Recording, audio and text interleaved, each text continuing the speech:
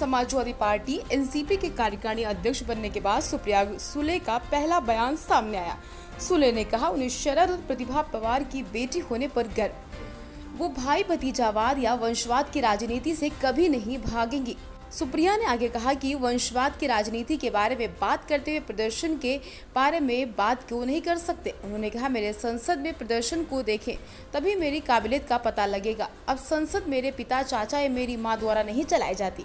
And I'm eternally grateful to all the NCP cadre, the leaders, Mr. Pawar, for showing this faith in me and bestowing this huge responsibility. Charity, of course, is strengthening the party and building a very good and a strong organization and serving the people of the nation. I can't go away from nepotism because I'm born in a family which is a political party and I'm very proud to be Pratibha and Sharad Pawar's daughter.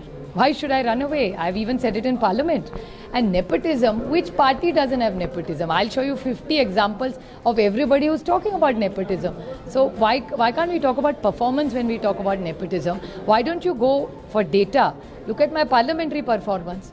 The parliament data, now parliament is not run by my father or my uncle or my mother, but that performance of parliament Lok Sabha data shows that I'm on top of the chart. Now there is no nepotism, that's on merit.